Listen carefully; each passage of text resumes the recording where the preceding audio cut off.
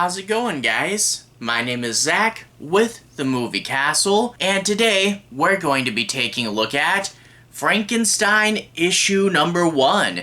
This is an official tie-in comic to the Universal Monsters. It was put out by Image and Skybound, and this is so far the third series they've done. First being Dracula, and second being Creature from the Black Lagoon. So we are working our way through all the monsters, and you knew they were gonna do Frankenstein. And overall, this was a really fun issue. A little bit different than what I thought it might be, but still an interesting idea.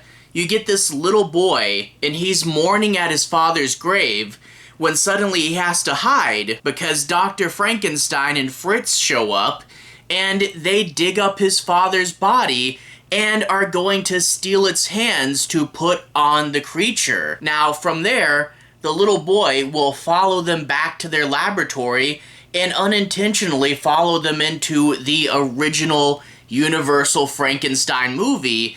And it kind of acts as like a side sequel where they run at the same time. So you get the boy hiding in the background of like iconic scenes. And we get some really cool comic art translations of the original characters and sets and all these cool moments. But we do get original moments with the kid as well, as he has to think, is the creature in any way still my father? Maybe, but just in a small piece. It's an original idea, and the idea that, you know, thinking where the monster parts come from and how those body parts used to be tied to someone that you knew and loved and now they're dead, it's a really creepy idea. And I think that's where we're going, because in this issue we learned about the hands. The cover for the next issue says it's going to be about the brain.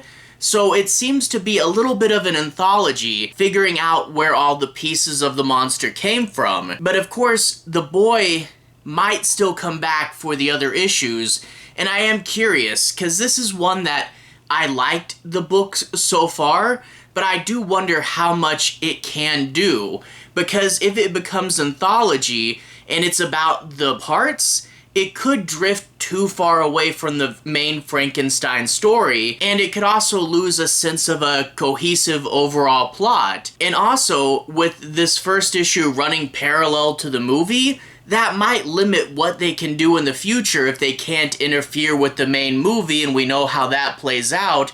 It might cause these characters to get stuck in the background. I don't know, and that's just speculation, but I know from the first issue I read, I liked it. I liked seeing this world, and I liked getting another piece to it, and finding out about the different parts of the monster is an intriguing enough idea. So overall, it's cool. I hope the upcoming issues play out cool as well, and it's just a case of keep my fingers crossed and see what happens.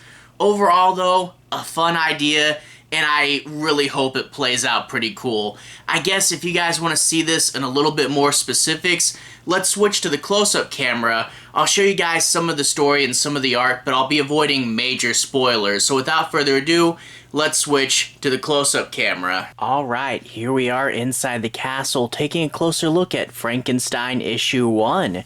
Right off the bat, a really cool cover with Frankenstein against this orange, a little bit psychedelic, and you get to see all the parts that make up the creature. Plus, if you've seen the movie, these flowers have a bit of an alternative meaning. Barcode right there, 00111, rated T+. Flip it to the back and we can see that that wasn't the only cover. They do have a nice little cover gallery of 6 different images here. And while we're on the topic of bonuses, there is a little bit of a sketchbook section, as well as a letters page, and an afterword from the writer and artist of this book. Flip it to the front, we get to see the credit line. Michael Walsh did the writing and the art for this book, which is pretty cool.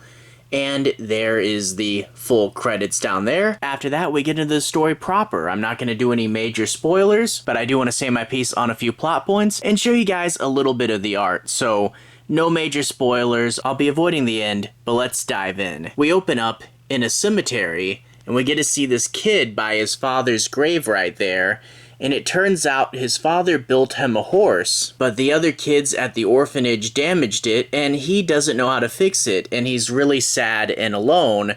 but someone's coming. And it, of course, will be Fritz and Dr. Frankenstein. And we get to see the story title is The Hands of the Father. And we get the nice iconic hand sticking out. Yeah, hands, if you watch the original movie, that was the whole, that was the first thing that moved and everything. Well, curious what's going to happen to his father's body, the kid hitches a ride in the back of their wagon and is going to follow them into their laboratory. And I do like the colors here when we get to the laboratory, get this really cool green tone behind them. And I mean, look at that art. That's pretty cool. Gotta love how they do the electricity and stuff. But we do get, of course, those character moments where the doctor's working on the creature. Once he's gone, the kid's like, "That's my father's hand." A really sad little moment there. But of course, Fritz and Dr. Frankenstein are going to bring the creature to life. Nice double page spread and a classic line. But once the commotion's over,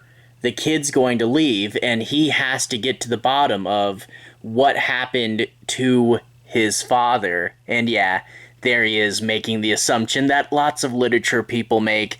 The doctor is the monster. But what is he going to find when he investigates? I'll leave that to you guys.